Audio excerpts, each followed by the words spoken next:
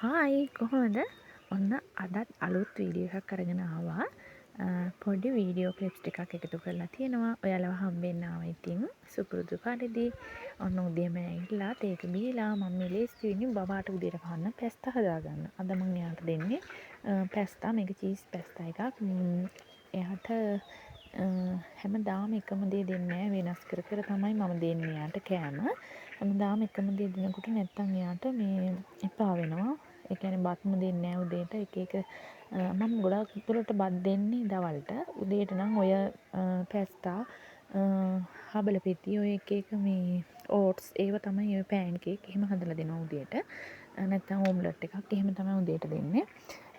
අපිටත් ඉතින් එකම දේ හැමදාම කනොට එපා වෙනනේ. ඒ වගේ තමයි පොඩි ළමයින්ට ඉතින් එක එක දේවල් අත්හදා බලලා දෙන්න ඕන. ඊට පස්සේ මම මේ විදිහට පැස්තා එක හදාගත්තා. බටර් ටිකක් ලිපේ තියලා බටර් ටිකක් පෑන් එකට දාලා ඒකට මම බිත්තර දැම්මේ නැහැ. බිත්තරයක් වෙනම තම්ම ගත්තා. එයා කැමති නැහැ බිත්තර මේ පැස්තා එකට දාලා කන්න. ඒ හින්දා මම එයාට බිත්තර එකක් වෙනම මේ තම්බලා පැස්තා එකත් එක්ක දුන්නා කන්න. ඉතින් එයත් එක බැහැ කරන්නේ. එයත් ඉතින් මර ලිප දාන්න එනවා මං කරන විදිහටම එයත් ඒ විදිහටම කරන්න එනවා ඉතින්. දැන් ඉතින් දඟ වැඩ එයාගේ බල බල ඉතින් මම මේ දේවල් කරනවා. ඉක්මනට මේ විදිහට කෑම එක හදාගත්තා. ඉතින් ළමයි උදේට නම් හරිම සීතල ඔයාලගේ පැත්තටත් එහෙමද ඔයාලගේ පැත්තටත් මේ දවස්වල කොහොමද? ඔන්න මං හදාගත්තේ පැස්තා එක. ඊට පස්සේ අවසානයේදී මම මේකට චීස් ටිකක් එකතු කරනවා. අපේ බබා කන්න ආසයි චීස් දාලා මේ චීස් රසට ආසයි පොඩි දවස්වල ඉඳන් කියන්නේ ඉතින් යාට මාස 6න් පස්සේ චීස් දුන්නා. ඒ දවස්වල ඉඳන් ඉතින් මම මේකට මේ මොනවා හරි කෑමක් මේ වගේ හැදුවොත් ඉතින් චීස් ඇඩ් කරලා දෙනවා. මේ ඔක්කොම නම් ඉතින් බබා කන්නේ නැහැ. ඉතින් මාත් කෑවා.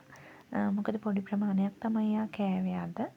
මේ ඒ කන අතරතුර වෙනදට නම් ඉතින් මම වෙනදට කියන්නේ ඉතින් මම කොහොමත් එයා කනකොට මාත් පැත්තක බෙදාගෙන ඇවිල්ලා එයාටත් කවනවා ඉතින්. කොයිම වෙලාවකවත් බලෙන් නම් බබාට කවන්නේ නැහැ ඉතින්.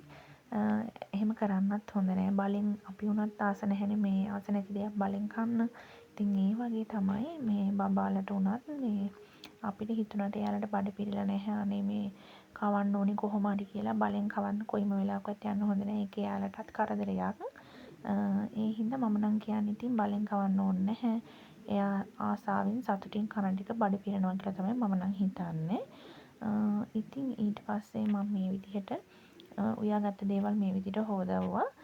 වැඩි තිබුණේ නැහැ සෝදාන්න. ඉතින් මේ බබාට හදපු ඒ භාජන ටිකයි කාපු ටිකයි තමයි තිබුණේ. ඒ ටික මේ විදිහට හොදගෙන වතුර බේරෙන්න තියලා ඒ ටිකත් අහුරගත්තා. අපිට තියෙන පොඩි ඉඩකඩ වුණත් පොඩි ගෙයක් වුණත් අපි කොයිම වෙලාවකවත් ඒ දේ අපිරිසිදුවෙන් තියාගන්න හොඳ නෑ. හැම වෙලේම පිරිසිදුවෙම තියාගන්න ඕනේ.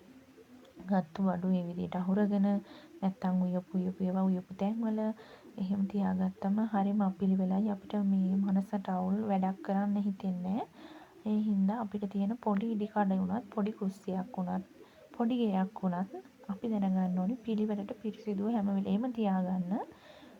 ඉතින් මම නම් ගත්ත බඩුව උයපු වෙලේම අස් කරගන්නවා. නැත්තම් ඉතින් මේ ඒව වැඩි වෙලාවක් තිබුණොත් ඒවට ඉතින් පිළුම් මැස්සොයි හැමදේම වෙලා හරිම අපිලිවෙලයි. පුළුවන් උපරිම අපි ලස්සනට තියාගන්න ඕනි. ඉතින් ඊට පස්සේ මම බබා මේ පැස්තා කෑවේ පොඩි ප්‍රමාණයක් ඉඳලා එයාට මම හදලා දුන්නා රුලන් වලින් මේ කෑමක්. එයාට මේ ස්නැක් එක හදලා දුන්නා රුලන් වලින් හරිම ආසාවෙන් කෑවා.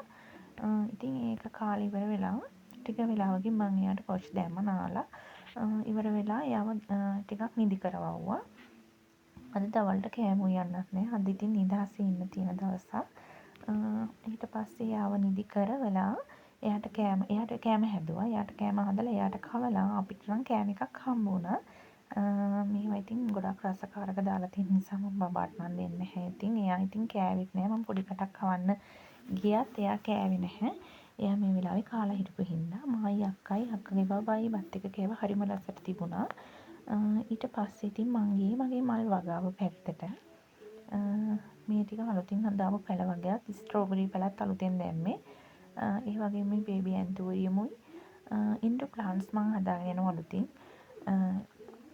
පොඩි ප්‍රමාණයක් තමයි ඒකෙත් තියෙන්නේ. ඉතින් මේ වගේ මං කානේෂන් මේ ස්ට්‍රෝබෙරි පැල විසිතුරු පැල එහෙම අලුතින් හිටව ගත්තා. මේ මෙන්න මේ මලට මං ගොඩාක් ආසයි. මේකෙත් පැල ඇවිල්ලා තියෙනවා. මේ ටිකක් පැල දාලා තියෙන මේකෙත් මේ පාට වර්ග 5ක් විතර තියෙනවා. හරිම ලස්සන මලක්.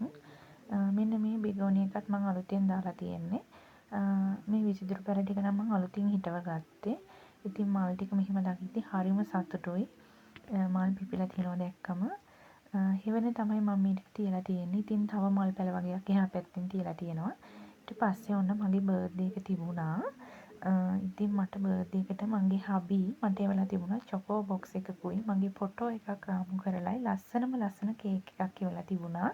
ඉතින් කේක් කපනෙම මුකුත් වීඩියෝ අරගෙන නැහැ. අපේ බබාලා තමයි ගත්තේ. එයාලා ෆොටෝ විතරයි අරන් තියෙන්නේ. ඉතින් මගේ කේක් එකත් කපලා මං උණුවෙන් ප්ලේන් ටිකක් හදාගෙන බොන ගමන් තමයි ඉන්නේ. මේ වඩේ කාලා මේ පරිප්පු වඩේත් එක්ක ප්ලේන් ටී හරිම රසයි. මම නම් ආසයි එහෙම මේ කන්න. ඊට පස්සේ ඔන්න අම්මයි අක්කයි නම් ලොකු කතාවක්.